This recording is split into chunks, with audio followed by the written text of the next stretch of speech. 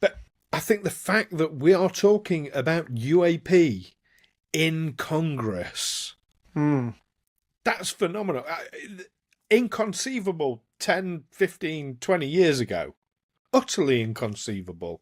The subject was still being laughed at, but now it's a mainstream subject, and I think that's something to be strongly celebrated. It paints a picture, doesn't it? For one thing, UAP, that the whole ufology question is so much more in the mainstream now. We don't have to go back very far, 20 years, 25 years, when just mentioning UFOs on the news was it was the last item of the day. Oh, let's have a joke about this thing. And that's how the whole subject was seen. Well, now it's taken seriously. It's being discussed in Congress. It is a mainstream topic now, not just a fringe one. And yes, there will still be those who try and downplay it, downgrade it, people who try and ridicule it, but those voices are getting quieter and quieter and fewer.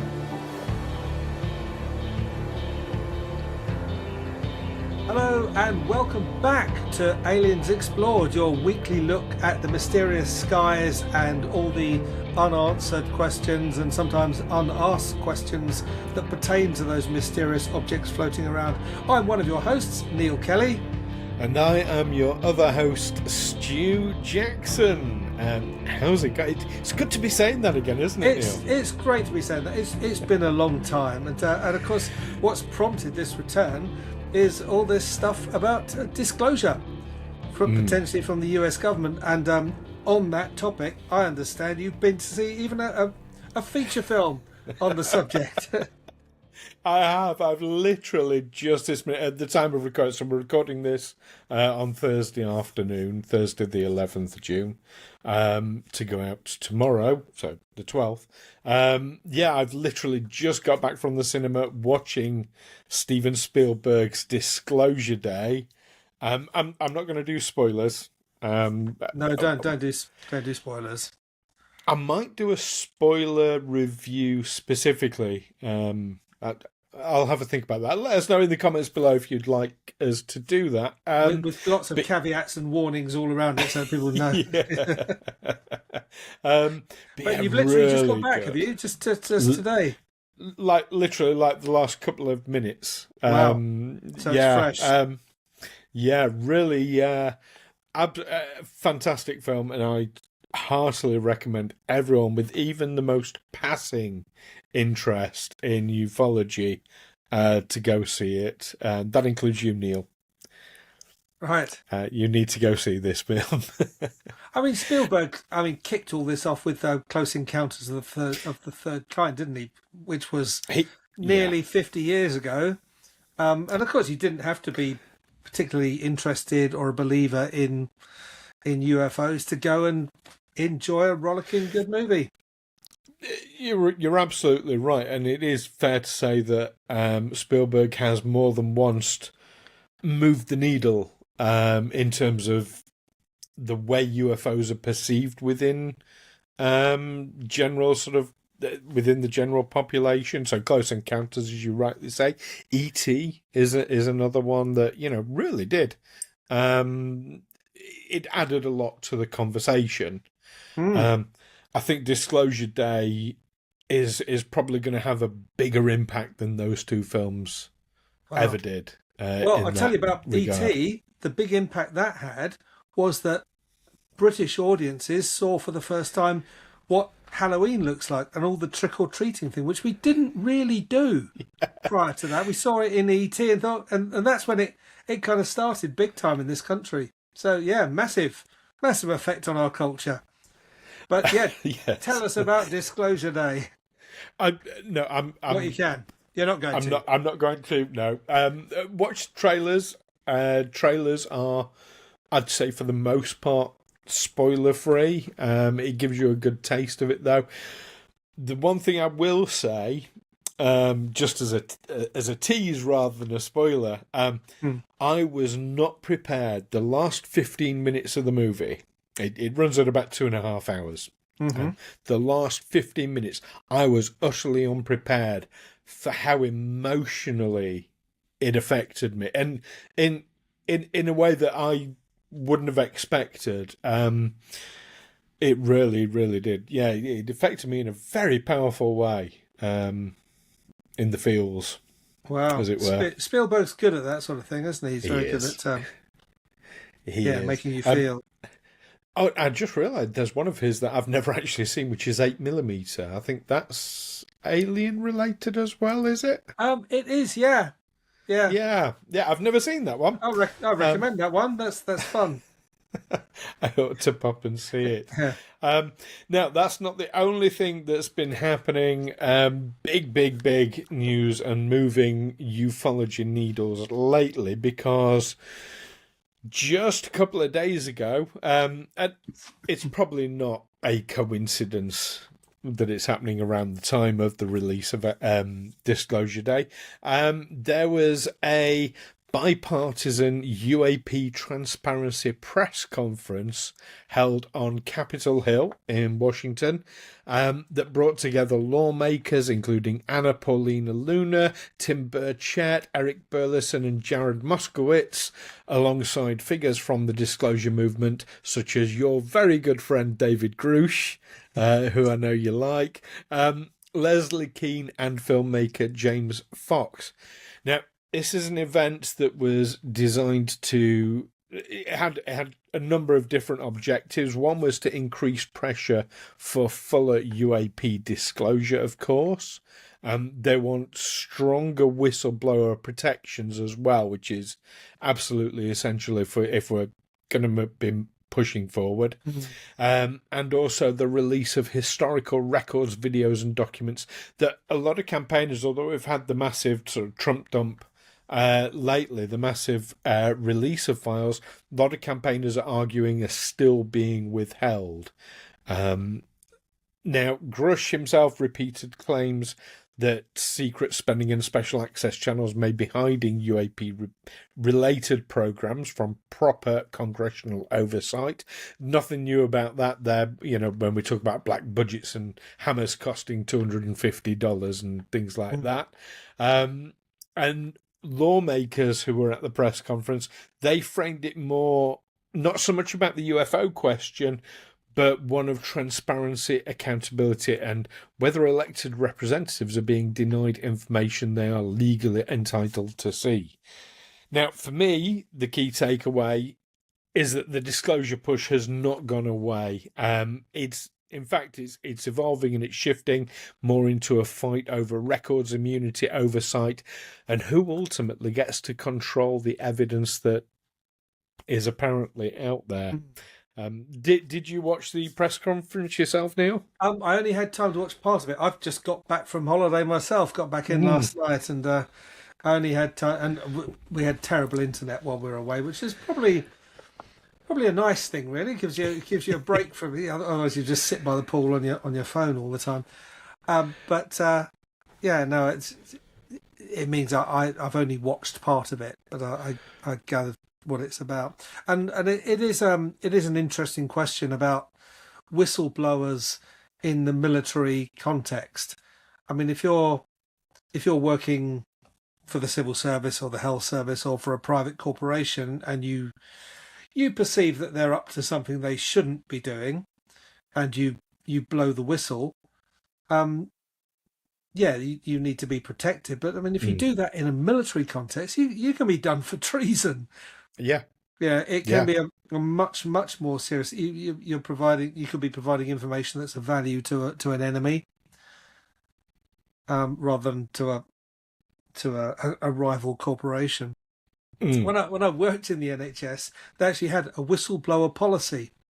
Of all the you had to read all these policies, the IT policy, security policy, and there was a whistleblower policy, and I read it, and it was nothing of the kind.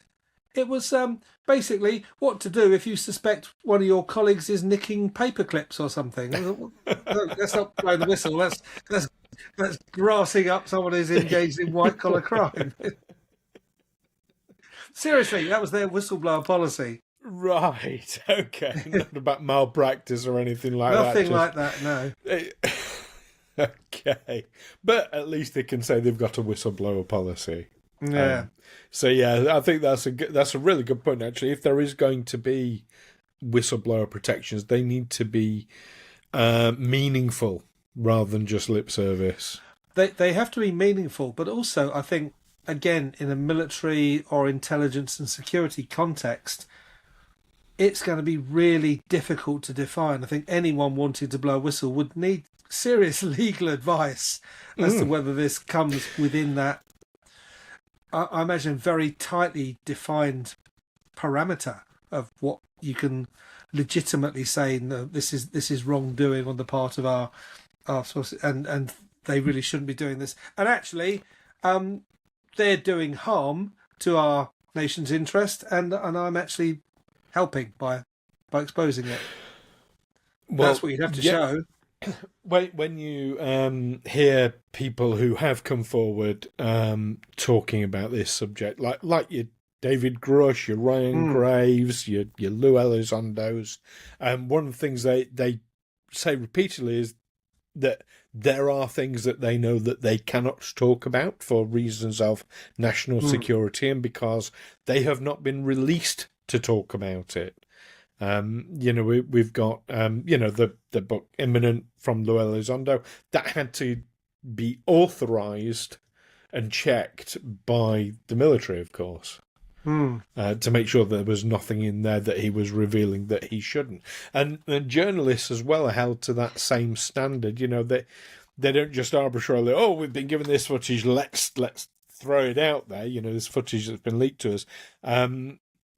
Again, when you hear the likes of Jeremy Corbell, George Knapp, Russ Coulthard, when they're talking about, information that they've been given, they have to vet it very carefully that it's not breaching any national security issues at all. So, yeah, there is it's not as simple and as here's the footage, let's throw it out there, which would be absolutely lovely, of course. From a layman's perspective, no, it has to be checked very, very carefully. For a journalist, if they wrote a story, they published stuff that was secret. It would go to the editor, I suppose, and it would be seen by people before it got. Ultimately, it wouldn't be the journalists themselves who would be. Well, it probably would actually, wouldn't it? That's the way the shit goes downwards. The buck stops. The buck stops with them. But at least other people would have had some involvement in it. And about exposing their sources. But military people can actually be tried with treason. Yeah. They can indeed.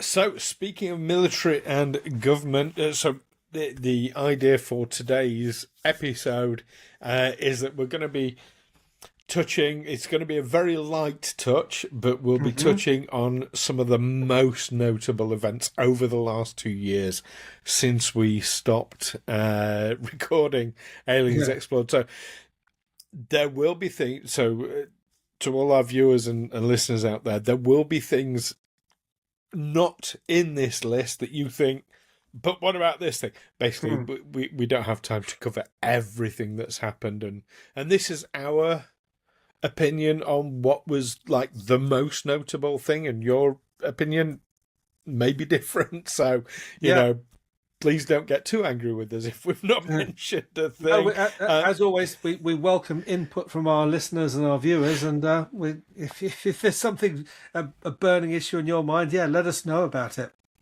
Absolutely. And at the same time, because this is going to be a very light touch, if there's anything we mention that you really, really want to hear our sort of deep dive take on it, let us know, and we'll look at doing an episode specifically about that thing.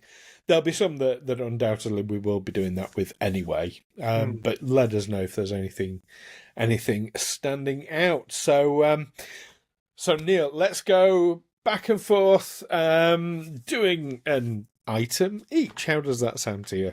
Yeah, okay. You're gonna start the ball rolling. I've already done the press conference. It's Capitol my Hill. turn then. So the first thing on our list is the AARO Historical Record Report from March 2024. This comes under the heading of government hearings and whistleblowers. So in March 2024, the Pentagon's all-domain anomaly resolution... Sorry, I'm going to start that again. In March 2024, the Pentagon's all-domain anomaly resolution office, the AARO, released its historical report on UAP. Its conclusion was blunt. It found no verified evidence that any UAP investigation had confirmed extraterrestrial technology, alien craft, or non-human bodies. For skeptics, this was a major corrective. For disclosure advocates, it was either incomplete, evasive, or exactly the sort of official denial they expected. See, I find the way they caveated that no extraterrestrial technology. Well, here's the thing: you don't just prove extraterrestrial. You can say like something is non-human, a non-human intelligence. In fact, this is why NHI, non-human intelligence, has become more of the correct terminology in the way that UAP has replaced UFO. A lot. We don't talk about ETs anymore. We talk about NHIs because they might not be extraterrestrial. But also, the only way to prove that something is extraterrestrial is by going to their home planet and getting a sample of, the fauna, the flora from that planet and comparing it to the biological entity that you're talking about, or to the craft. So to say like, oh, well, we haven't found anything that's extraterrestrial. Well, no, you wouldn't. You wouldn't be able to prove it anyway. But they've avoided saying, oh, we haven't found any evidence of non-human intelligence. Any craft from non-humans, alien craft. They do say non-human bodies, but they're looking at video footage and photographic footage, so I don't get how they would say this. So yeah, I felt very strongly that the AARO report was disinformation, and certainly from the files that have been released more recently, the fact that they're saying this absolute nonsense. What do you think? Well, for me, it came back to that same thing. They were saying, yeah, but where's the evidence? I don't want to have to believe in this stuff. I want just present me with the evidence and I'll be happy. But all we get is testimony about evidence. And that's my problem with David Grush, really, that he will say, well, I've seen things that I can't tell you about, or I've seen things that I can't show you. Well, why are you even saying it? Well, even kind of, I like David Grush personally. I think he's a very credible person, but he's not even talking about things that he himself has seen. It's things that he is aware other people have seen. So it's an experience. Once removed again. I get that. That. But I'm sure we'll be coming on to all the files that have been released later in this episode. So I'll be holding you to that. Show me the evidence. There it is. Now, in November 2024, you had the House Oversight hearing exposing the truth. So UAP returned to Congress with the hearing Unidentified Anomalous Phenomena Exposing the Truth. Now, witnesses to that included Elizondo. Can't even say his name. Luis Elizondo, retired Rear Admiral Tim Gallaudet, Michael Gold, and Michael Schellenberger. It kept the subject in the political mainstream, but once again, the biggest claims were built mainly around testimony rather than publicly available physical proof, as you were just saying. But it comes back to that. It does, and I think that's something that we're going to be seeing coming back to that time and time again for the foreseeable future, because we're not just like we all think of like disclosure, UFO on the White House lawn and all that kind of thing. That's not how it will work at all. I just think we are in a long, steady, slow process. But I think the fact that we are talking about UAP in Congress, That's phenomenal. Inconceivable 10, 15, 20 years ago. Utterly inconceivable. The subject was still being laughed at, but now it's a mainstream subject, and I think that's something to be strongly celebrated. I suppose, yeah, it is a step much closer to. That was very bring it out. I suppose. I suppose. Yeah, they're talking about it. Okay. Okay, do you want to move on to our next? Yeah. Yeah, this is the September 2025, the military witnesses and the Yemen orb video. One of the most talked about later moments was the congressional testimony from military witnesses because it was in Iraq, wasn't it? Yemen, sorry. Yemen, of course it was Yemen. From military witnesses alongside footage said to show a US missile interacting with a bright orb-like object off Yemen. For believers, it looked like extraordinary evidence of something technologically baffling. For skeptics, it was just another case where context, sensor data, and chain of custody mattered just as much as the image itself. I guess it is a phenomenal video. I'll put it on screen for people to see. But you are seeing an object flying along, a missile hits it. I mean, it appears to flip over, but just carries on along its way. Right. So the missile bounces off. That's not a balloon. That's not, Venus or swamp gas. No, I didn't think those missiles were supposed to do that. They're not. They're very, very much not supposed to do that because, I mean, imagine firing a missile, over a war-torn country, but, it bounces off. Then it's uncontrolled, and that leads to huge, huge problems. So, yeah, it's that I think that was a really, really good video. Well worth seeing. Like I say, it'll be on screen for our viewers anyway. But still, nevertheless, it remains a mystery what it actually was. Absolutely. And a lot of these things are going to remain a mystery. And at some point, some of them might get proven to be sort of mundane. But the fact that there are so many mysteries, there are, even if it's like 1% of these footage proved to be a mystery, proved to be unexplainable, that's huge. That's, yeah. Anyway, I'm not here to argue the case today for the believers. And the last one then of our government whistleblowers and hearings section, Jay Stratton, who is in the news a lot with UAP. He was formerly associated with official UAP investigations. In fact, he ran investigations. He became one of the highest profile insider figures in recent times. His public claims and forthcoming memoir have pushed the conversation further into official experiencer territory, not just officials discussing reports, but officials claiming direct knowledge or experience of non-human intelligence. So yeah, we've got his memoir announcement. It's coming out later this year.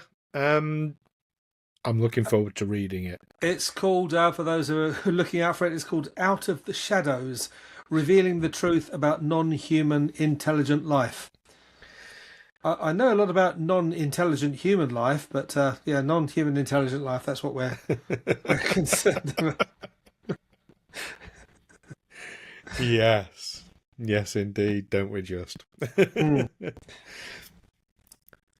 Okay, so moving on then. Okay, so we're on to major documentaries and media events, starting with Luis Elizondo with his book Imminent, which came out in August 2024. Has it been that long since we've done one of these? Yeah, February 24, mate, was our last one. Blimey. So, yeah, over 2 years. Nearly 2 years since his book came out. Became one of the defining UFO media events of the period. He's a former Pentagon UAP figure, and Elizondo's claims about secrecy, national security, hidden programs, recovered materials, and possible non-human technology carried obvious weight with the disclosure community. But again, the central problem remains here: big claims, but very, very limited evidence. So I know Lou Elizondo is quite a divisive figure within ufology. A lot of the believers say, well, if you know this stuff, why aren't you just sharing it? He is, first and foremost, he is a patriot. And he takes his oaths that he has taken very, very seriously. He has not revealed anything that hasn't been cleared and authorized. Yes, he's always pushing to reveal what he knows, but not all of it's being cleared. And here's the thing. If they're saying, yes, you can talk about this, but you can't talk about that, the fact that they're saying you can't talk about that, you don't do that if he was making it up. No, I mean, Elizondo, for context, he worked for the Advanced Aerospace Threat Identification Program, the RTIP, AATIP, and he was instrumental in the 2017 release of the now famous Navy UAP, what they call the Tic Tac footage. Those little white blobs skimming along the surface. However, reports from outlets like The Intercept have questioned the extent of his authority, citing Defense Department statements that suggest his role in AATIP may have been more limited than he claims. So that's a discussion point right there. It is absolutely a discussion point, and it wouldn't be the first time that that people who are coming forward and saying things have had discreditation activities against them. But we won't get into all that today, because that's a rabbit hole to go down. Yeah, that cuts both ways, doesn't it? Now, the next documentary to mention, well, that wasn't a documentary, that was a book, but good documentary to mention was James Fox's The Program, which came out at the end of 2024.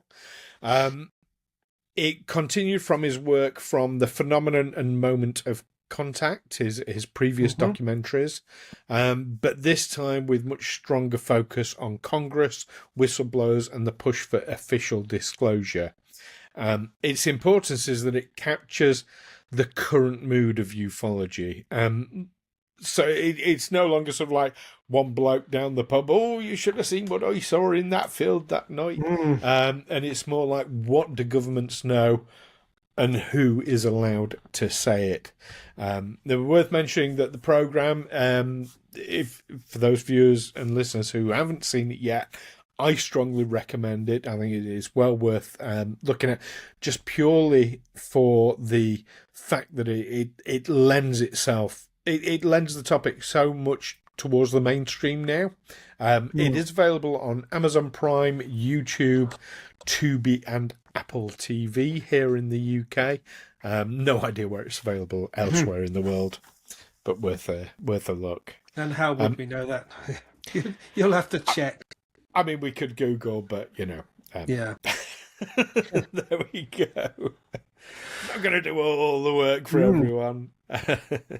So, also from 2025, Dan Farah has directed The Age of Disclosure, which became one of the biggest UFO documentaries of the period. It brought together a large number of government, military, and intelligence voices around the claim that non-human intelligence is real and has been concealed.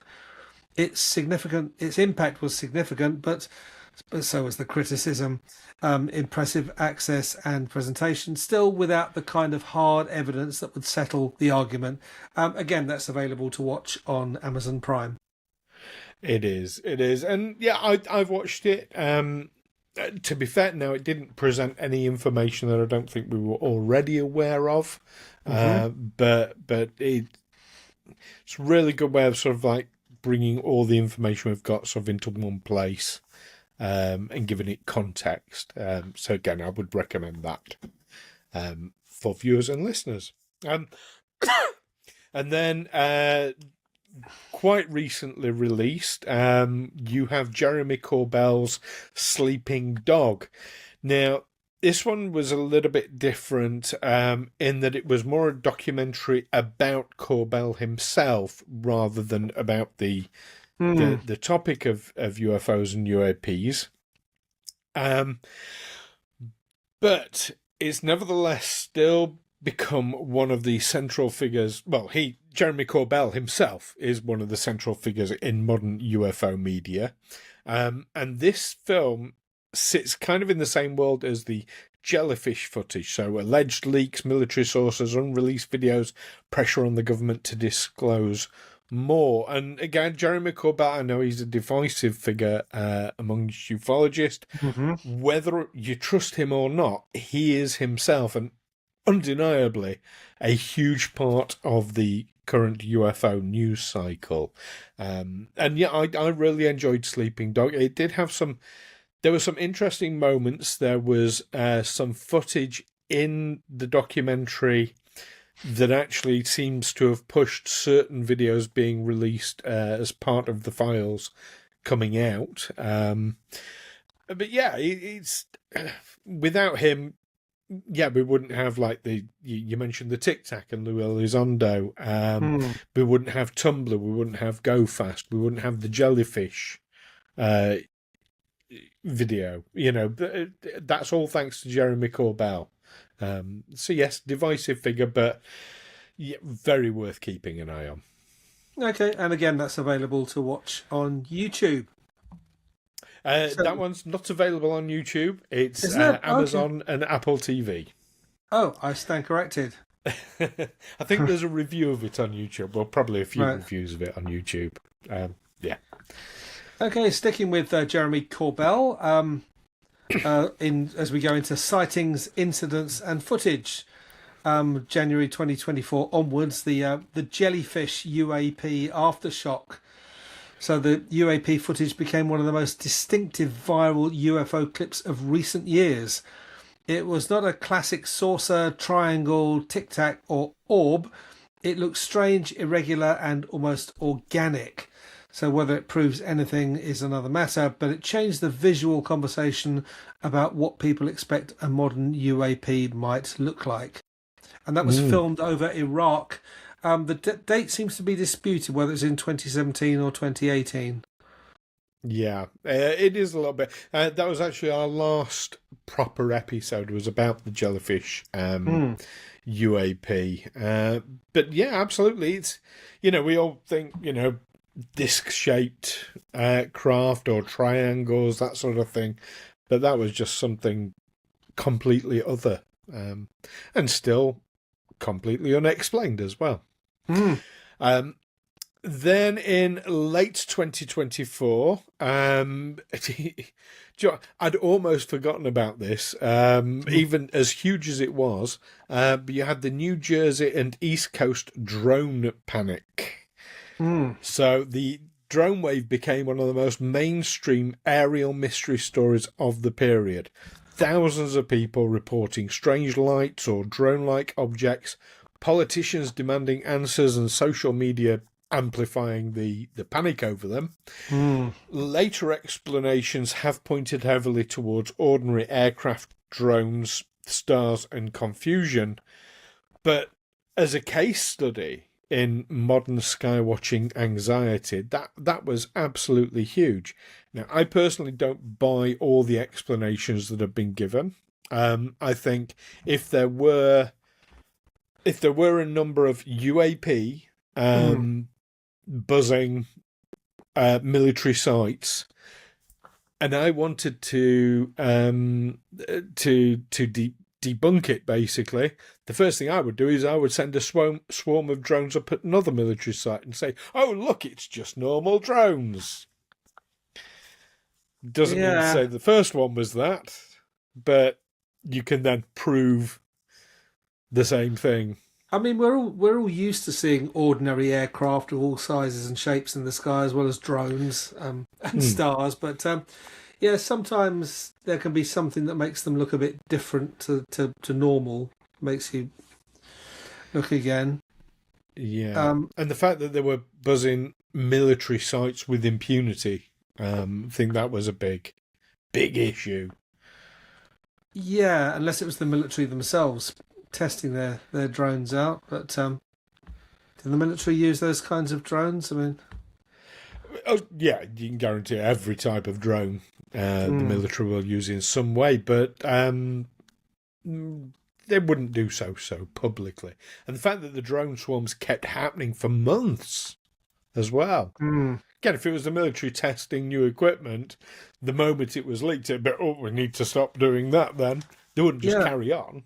And people who fly drones as a hobby don't tend to do them in swarms, do they? They'll tend to be one individual. I'm one of them. Oh, well, yeah. Do you get together with a bunch of other enthusiasts and create a swarm? Absolutely not. I mean, you can just, one person can control like 50 or 100 like small drones all at once, but that's not what we were talking about. Yeah, they do air shows and, things like that. But that's not the type of drone we're talking about here. These were huge, some of them like the size of a car. Okay. Yeah, that's not the sort of thing you would really want swarming. But we're still talking about those quadcopter things that can kind of hover around and. Not necessarily.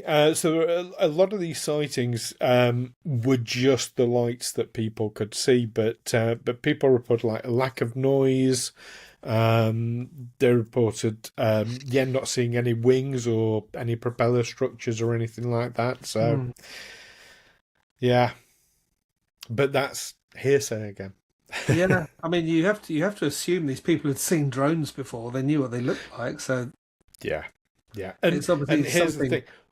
When it's the military, and this actually comes into the next thing we're about to mention as well, when it's the military having analysed the footage that say, we can't explain it, it's not something mundane, it's not something simple, you can be absolutely certain. They would, like, the Pentagon knows what a drone looks like. Yeah. Better than we do, I would have thought. Probably. So, on to the next one. What's the next one? The Pursue UAP file releases of May 2026. So this is the United States unidentified anomalous phenomena, UAP files, are currently being declassified and published via this Pursue, the Presidential Unsealing and Reporting System for UAP Encounters. And this is driven by a White House transparency directive. The Department of War, as it's now called, is releasing hundreds of historical documents, audio recordings and videos on a rolling basis, creating enormous public interest. But the key question quickly became, are these files genuinely useful, or are they just more data without enough context to analyse them properly? It is very difficult. So this is what is kind of what we've been calling the Trump dump, and I think it's fair to say, we're not big fans of Donald Trump, are we? No, we're not. But it is thanks to him and thanks to his efforts that we are getting this information coming out. A lot of video footage coming out of unexplained things, and again, I reiterate, this is footage that has been analysed by the military, by specialists, and they're still saying it is unexplained. So you're not talking about, camera artifacts or light bouncing off something else. No, they're still saying it is unexplained. So, I take that quite seriously. A lot of footage that AARO earlier had said didn't exist is now coming forward. So it's discrediting AARO quite substantially, just the fact that it exists. But moreover, there are huge swathe of reports. Now, the videos, they're kind of the sexy things that are coming out that people are focusing on, but actually some of the reports are really incredibly interesting reading. Some of the transcripts that are being released as well. What's missing from it so far is CIA footage and files, and FBI footage and files. They're supposed to be being released as well. We've not had anything from them to speak of at all. So far, it's all coming from the military, as you say, the what's now called the Department of War. Yeah.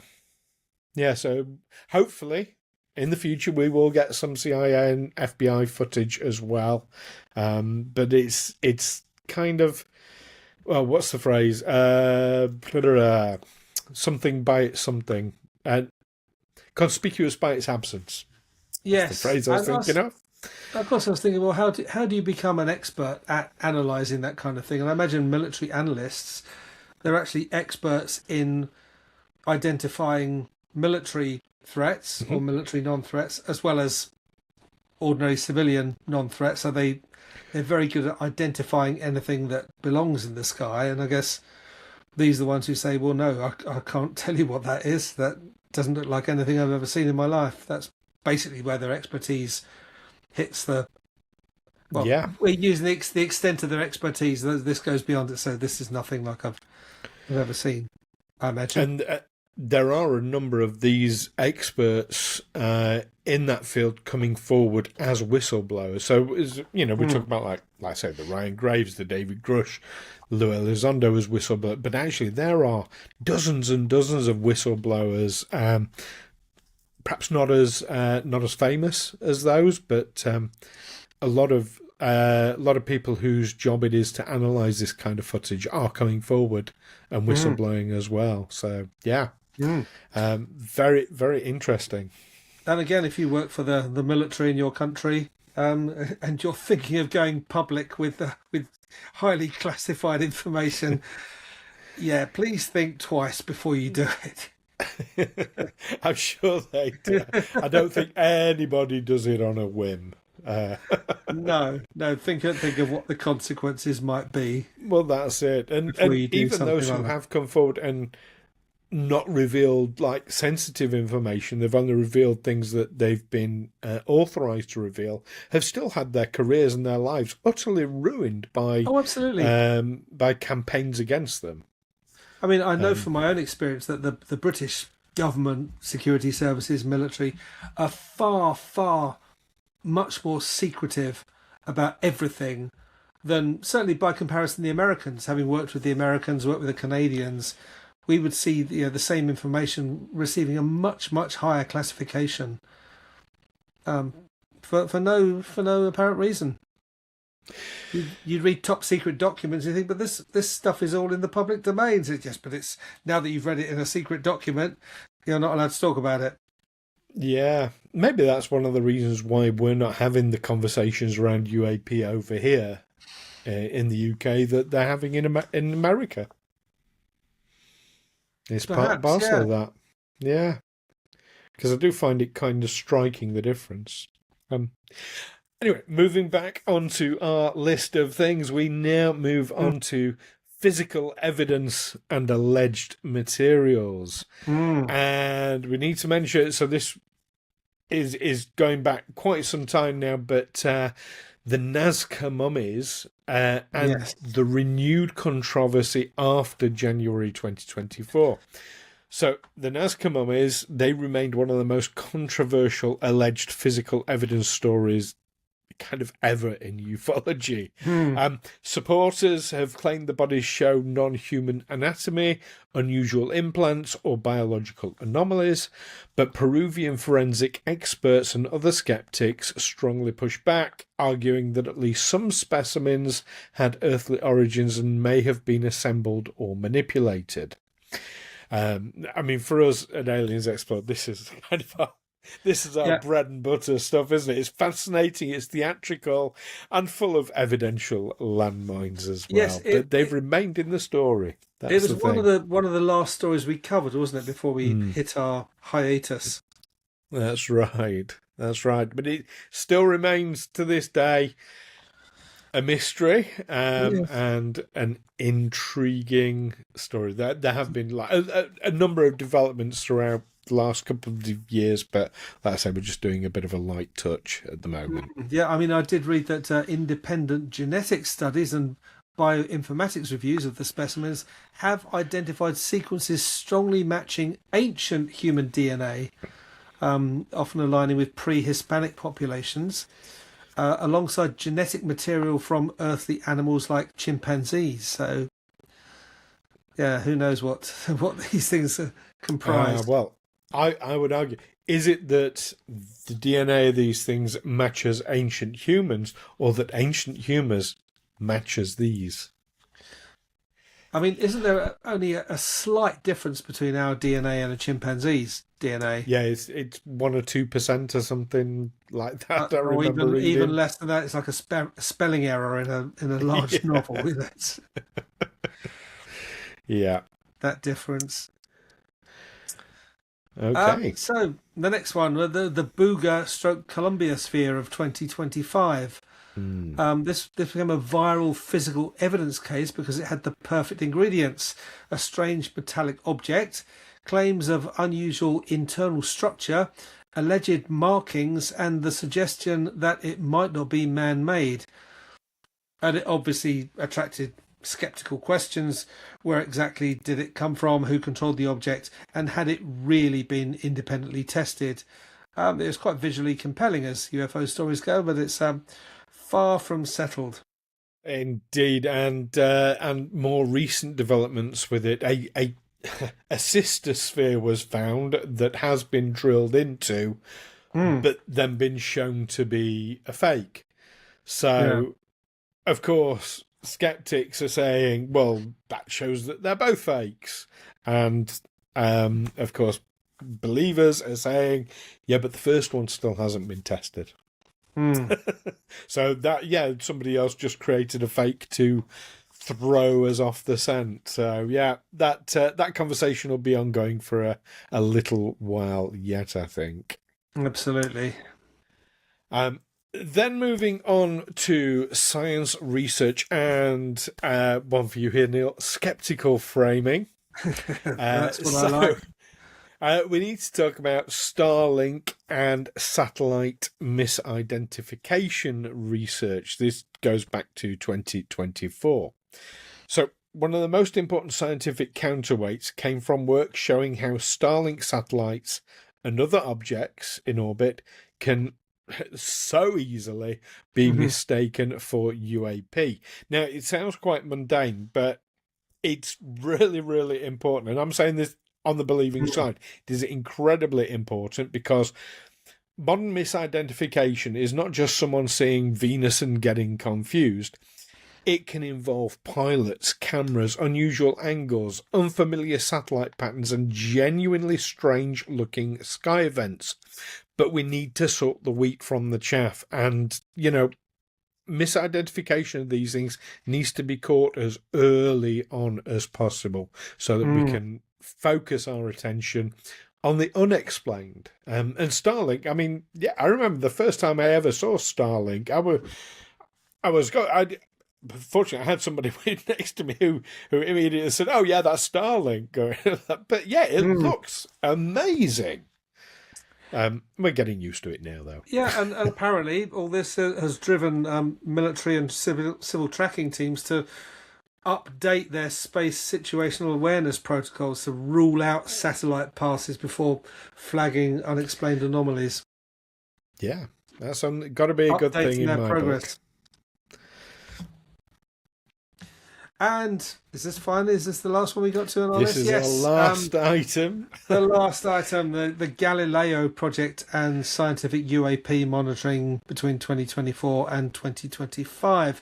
The Galileo Project and similar efforts represent a different direction for ufology. Less reliance on testimony, more reliance on sensors, cameras, and repeatable data collection. That does not mean they have solved the mystery, but it does suggest that the next serious phase of UAP research may be less about stories and more about instruments. Yeah.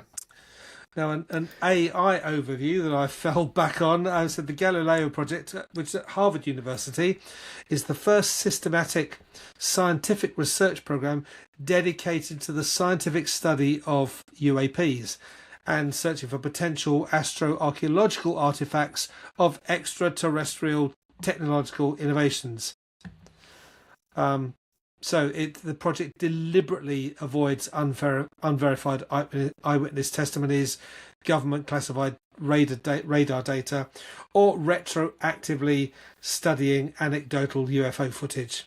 So it replaces historical speculation with rigorous evidence-based research. That's one to watch. Absolutely. And yeah, like I say, same with the whole Starlink thing and misidentification. I'm all for that. Yeah, I know that probably 99% of UFO sightings, UAP sightings are something mundane, something easily explainable.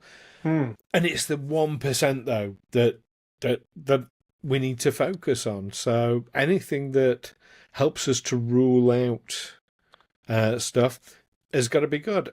But at the same time, having actual sensor data to work with about the 1%, about the unexplained things, is only going to help ultimately, as long as it's released. That's the important side to that as well. That's what we'll be watching. I won't be holding my breath, actually.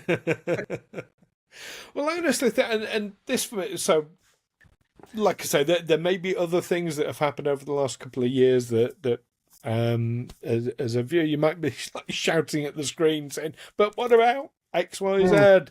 There has been a lot that's happened, and we didn't want this to just be a monotonous list for the next 2 hours. But we thought these were items that were well worth mentioning. Because it paints a picture, doesn't it? For one thing, UAP, the whole ufology question is so much more in the mainstream now. We don't have to go back very far, 20 years, 25 years, when just mentioning UFOs on the news was it was the last item of the day. Oh, let's have a joke about this thing. And that's how the whole subject was seen. Well, now it's taken seriously. It's being discussed in Congress.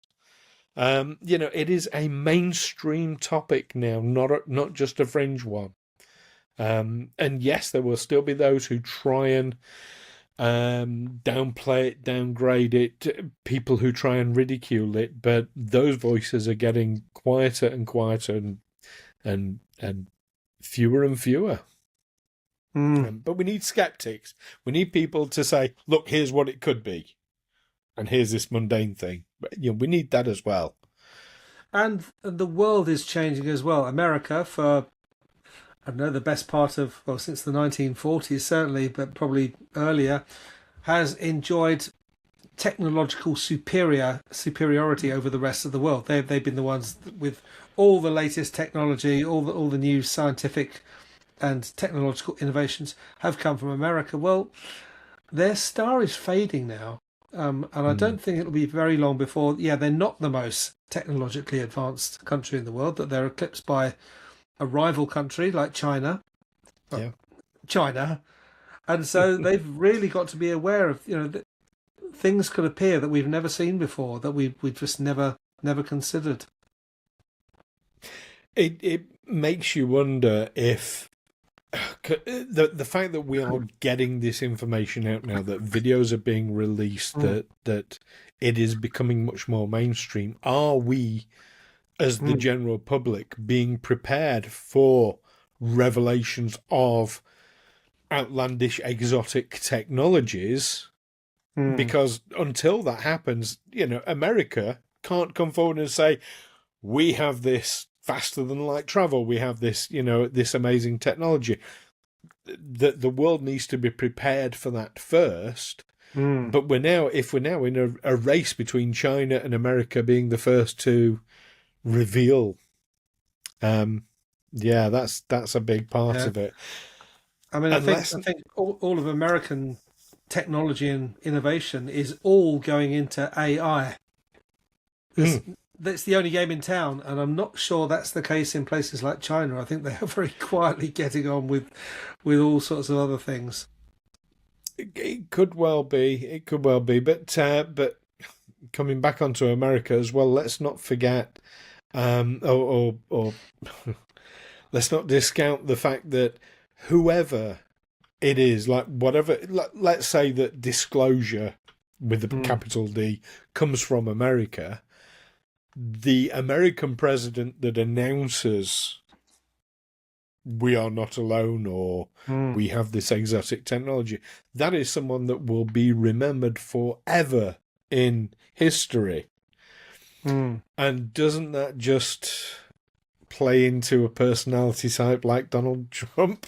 Especially if someone could put to him and say, what is it you want to be remembered for? There's all these other things you're going to be remembered for. How about something a bit more positive? Yeah. At least something where someone can defend you by saying, "Oh yes, but what about?"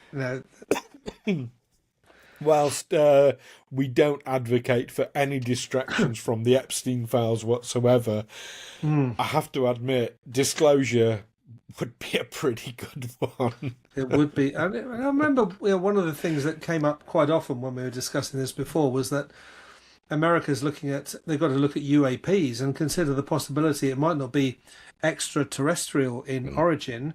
It could be from a rival power that's gained a technological edge on them and now is able to penetrate their airspace with impunity.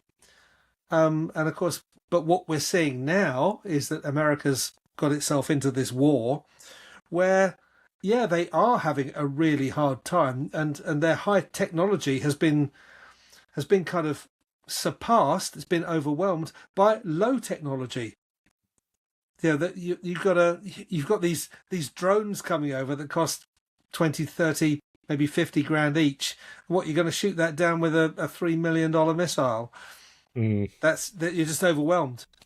You can buy 20,000 of those Shahed drones for the price of one F-35. Yeah, absolutely. It's a changing world. Yeah, for sure. Certainly, warfare has changed. We're now seeing what 21st century warfare looks like, but it's just not necessarily more technologically advanced or more expensive.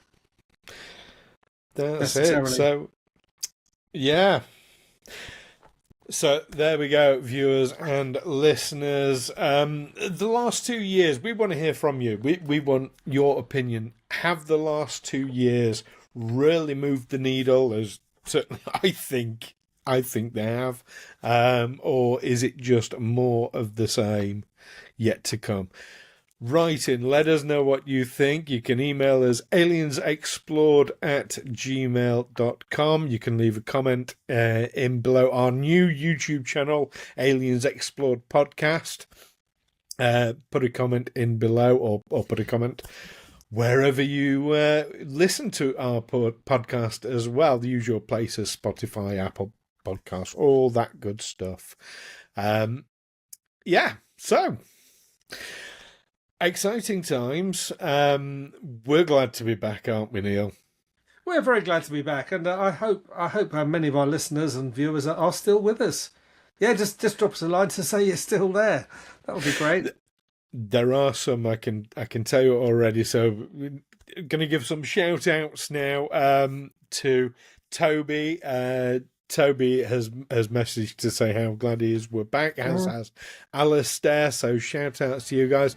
And I know that in particular Eddie and Michelle, who were long time listeners from before, they're planning a big long car journey, I think through Germany, so wanted lots and lots of Aliens Explored episodes to listen to on their journey.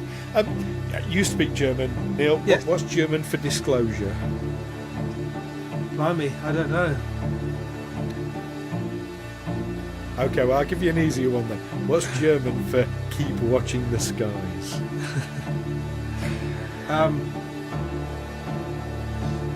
keep watching the skies. Guck mal der Himmel. Guck mal der Himmel. Guck mal der Himmel. Immer noch. There we go. Right, until next week, keep watching those skies. Take care, everyone. Bye-bye.